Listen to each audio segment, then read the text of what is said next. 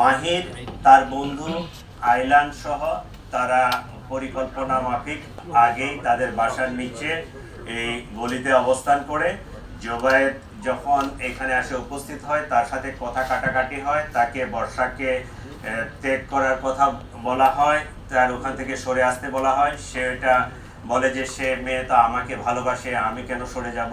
এই এক পর্যায়ে তর্কাতর্কির পর্যায়ে এই চাকু দিয়ে তার গলায় পোস্ট দিলে জোবায়েদ রক্তক্ষরণে অতিরিক্ত রক্তক্ষরণে সেখানে মারা যায়।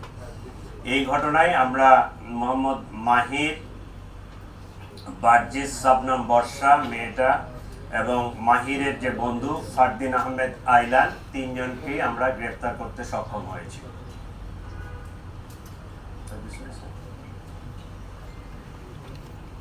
ঘটনা একটু বলি।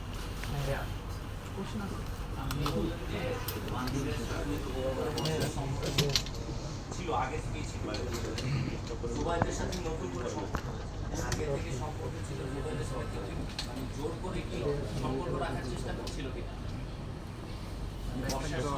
জুবাইর জোর করে সম্পর্ক রাখার চেষ্টা করছিল কিনা এই বিষয়টা ক্লিয়ার করবেন। এবং আপনি বলছেন যে আইলান এবং মাহির আগে থেকেই পূর্ব থেকেই সেখানে অবস্থান করছিল এবং পরবর্তীতে তাদের কথা এই পুরো বিষয়টা আরেকবার একটু ক্লিয়ার করবেন। চাকরিকে কে প্রস্তাব দিয়েছে? মাহির, আমরা যেটা তদন্তে পাইছি, মাহির কোনো এক সময় ওই বাসায় ওখানে ভাড়া থাকতো। তো আগে থেকে ওই মেয়েটার সাথে পরিচয় দীর্ঘদিনের, কিন্তু প্রেমের সম্পর্কটা অনুমান 1.5 বছর ধরে। আগে তো ছোট ছিল, ওই একজন আরেকজনকে চিনতো জানতো, প্রতিবেশী। প্রেমের সম্পর্কটা 1.5 বছর ধরে।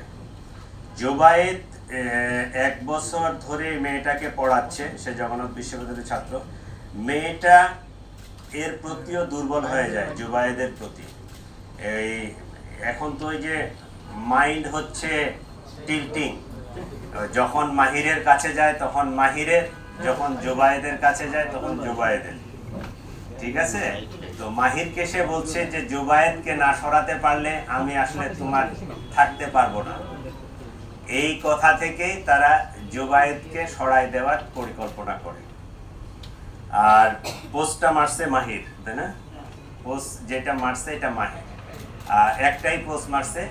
এবং এই চাকুটা আইলান এবং মাহির দুইজনে মিলেই কিনছে, দুইজনেই ওখানে ছিল। সম্ভবত 2টা চাকু ছিল, দুইজনের কাছে 2টা চাকু ছিল। পরিকল্পনা ছিল যে আইলান, মাহিরের যে বন্ধু, সে পিছন থেকে পোস্ট মারবে, কিন্তু সে পোস্ট মারে নাই। ওই মাহিরেই নিজেই তার চাকুটা বাহির করে ওই সে গলা বাম সাইডে না ডান সাইডে, ডান সাইডে এই জায়গাটাই পোস্ট মারছে। আচ্ছা, একজন একজন করে প্রশ্ন না করলে আমরা বুঝবো না। প্রশ্নগুলো আমরা ধারাবাহিকভাবে নেই, আমরা রিপিট করব না, ক্লিয়ার করে দিব, আপনাদের কোনো কনফিউশন রাখবো না। ঠিক, এইখানে সব ঠিক আছে। নাম্বার সব ঠিক আছে।